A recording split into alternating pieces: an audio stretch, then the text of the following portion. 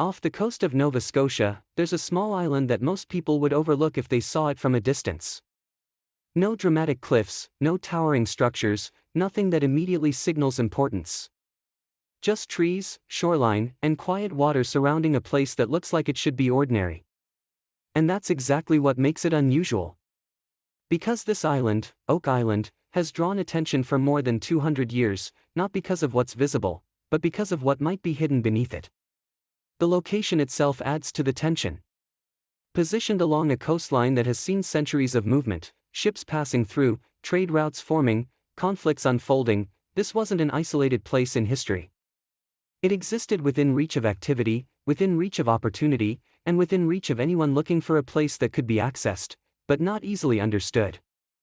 And that's where the story begins to take shape. Because islands like this are often used for one reason: they create distance. Not just physical distance, but separation from observation. What happens there doesn't need to be seen. What is placed there doesn't need to be found immediately. And when you combine that with the fact that people have been returning to this same location for generations, each one convinced that something is still beneath the surface, the island stops feeling ordinary. It starts to feel intentional. Not in the way it was formed, but in the way it was used. And that raises the first real question. Not what Oak Island looks like, but why it has held attention for so long, without ever fully revealing what's underneath. The center of everything is a place that became known as the Money Pit, and from the moment it was first explored, it didn't behave like a natural formation. When the initial digging began in the late 1700s, the people involved weren't expecting anything beyond a simple curiosity.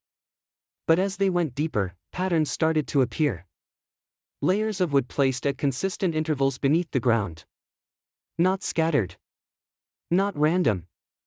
Structured.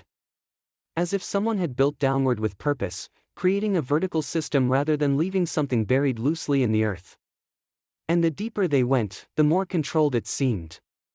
Soil gave way to constructed layers, and those layers suggested planning, not just effort, but design.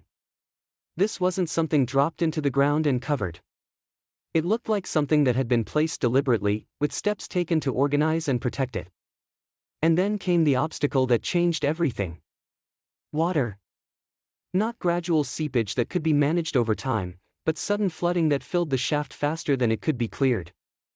Later attempts to understand this suggested the presence of underground flood tunnels, channels that could draw in seawater if the site was disturbed. If that's true, then what exists beneath Oak Island isn't just hidden, it's defended. Because a system like that doesn't happen by accident. It requires planning, knowledge of the surrounding environment, and an understanding of how to use that environment as a barrier. And that changes the entire interpretation of the site. Because once something is protected at that level, it stops being a simple discovery. It becomes something that was meant to resist discovery entirely. Once the idea took hold that something had been deliberately buried and protected, the next question became unavoidable: what could possibly be worth that level of effort? And that's where the legend began to grow. Over time, different theories emerged, each one attempting to explain the scale and complexity of what had been found. Some pointed to pirates, suggesting that stolen treasure had been hidden and secured before it could be recovered. Others proposed something more structured: assets moved during times of conflict, concealed in a location that would be difficult to access and even harder to uncover. There are even interpretations that move beyond material wealth entirely, suggesting that what was hidden may not have been gold or valuables, but information, documents, records, or objects that someone wanted removed from circulation. And while these theories differ in detail, they all rely on the same underlying assumption: that whatever was placed beneath Oak Island was considered important enough to protect, not just from discovery, but from interference. And that assumption is what gives the legend its strength. Because even without confirmation, the structure itself supports the idea. The depth supports it. The difficulty supports it. And the repeated failure to reach whatever lies beneath only reinforces the possibility that something is there. Not proven. Not confirmed. But persistent enough that the question doesn't disappear. It evolves. And with each generation, the legend becomes less about what was hidden, and more about why it has remained hidden for so long. For more than 2 centuries, Oak Island has been the focus of continuous effort, and what makes that history remarkable is not just the number of attempts, but how similar the outcomes have been.